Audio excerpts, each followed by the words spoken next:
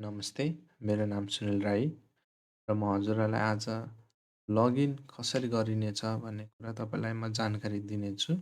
सर्वप्रथम तपाईँलाई लगइन गर्नुभन्दा अगाडि चाहिँ तपाईँलाई इमेल आइडी र पासवर्ड प्रोभाइड गरिनेछ। र तपाईँलाई म यहाँ सुरुमा के देखाउने छु भने एउटा डेमो पर्पजको लागि मैले एउटा जिमेल बनाएको छु जसमा चाहिँ इमेल चाहिँ कन्फर्म गरिएको छैन।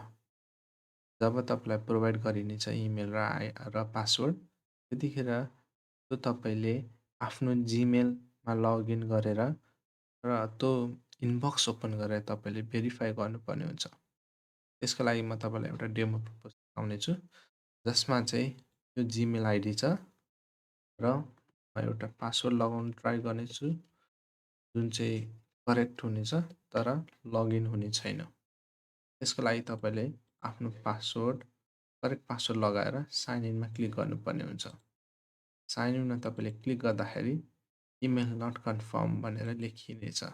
यसको लागि चाहिँ तपाईँले कसरी गर्ने भन्दाखेरि चाहिँ आफ्नो जुन जिमेल छ जिमेल चाहिँ ओपन गरेर एउटा इनबक्स आएको हुन्छ जसमा चाहिँ तपाईँले ओपन गरेर भेरिफाईमा क्लिक गर्नुपर्ने हुन्छ।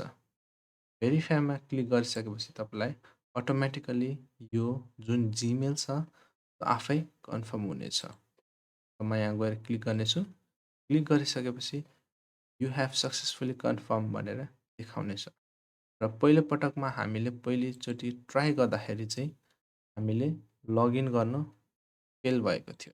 र अब म पुनः फेरि प्रयास गर्नेछु। पुनः फेरि प्रयास गरिसक्दाखेरि हामी सक्सेसफुली लगइन गर्न सकिनेछ। यो पासवर्ड रङ भएको छ। फेरि ट्राई गर्नेछु। ट्राई गरिसकेपछि हामी लगइन भएका छौँ। लगइन सक्सेसफुली देखाएको छ। र हामी यसरी आफ्नो इमेल र पासवर्ड लगाएर चाहिँ लगइन गर्न सक्नेछौँ। तपाईँलाई देखाइएको छ। हस् त, धन्यवाद।